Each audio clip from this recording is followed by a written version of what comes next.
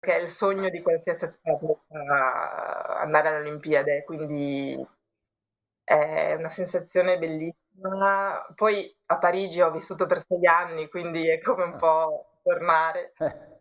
Quindi sì, sembra una casualità. Sono a Parigi e quindi questa cosa mi fa ancora più piacere. La prima medaglia friulana alle Olimpiadi di Parigi 2024 è quella. Dal metallo più pesante è splendente e scintillante l'oro al collo delle spadiste Mara Navarria e Giulia Rizzi al termine di una cavalcata trionfale.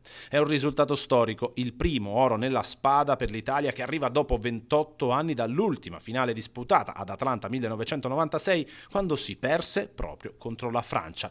Dopo aver eliminato l'Egitto ai quarti di finale e la Cina in semifinale, le spadiste sono scese in pedana contro la Francia, appunto, padrona di casa, in una gara a dir poco emozionante che però le transalpine hanno portato presto dalla loro parte, sfruttando una Fiammingo svagata, distratta, forse anche un pochino emozionata. Lì è intervenuta l'Aquila del Friuli, a cominciare da Giulia Rizzi, ormai sempre più talento consolidato. Uno strappo iniziale per rimettere le cose quasi in linea di galleggiamento, per ridare le speranze alla panchina azzurra, chiamiamola così. Da quella panchina si è alzata all'8ª e penultima ripresa disponibile dell'intera competizione Mara Navarria. Il talento oltre ogni confine, la freddezza della campionessa, sempre riserva e in pedana per il momento cruciale, con l'Italia sotto nel punteggio, come se nulla fosse. Mara comincia a dispensare stoccate alla francese, ribaltando la situazione e chiudendo 3 minuti da far vedere nelle scuole.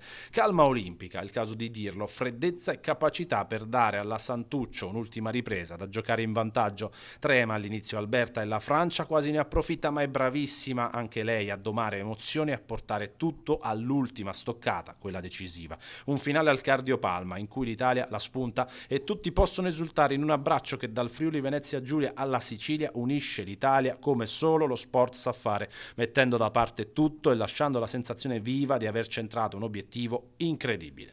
Piangono le protagoniste. Piangeva già alla fine dell'8ª ripresa Mara per quello che era il suo ultimo atto olimpico, che resterà scolpito nella memoria e nella pietra di questo sport, ma d'altronde, con il suo sorriso contagioso, ci aveva già convinto mesi fa che la medaglia in Friuli da Parigi ci sarebbe arrivata e potevamo quindi forse stare tranquilli. Mai mollà, si dice a casa mia. Io ho questo obiettivo che mi sono prefissata dopo le Olimpiadi di Tokyo e ci sto lavorando tanto sopra, ci sto credendo tanto, ci credo tanto e voglio andare a Parigi a prendermi quello che mi spetta.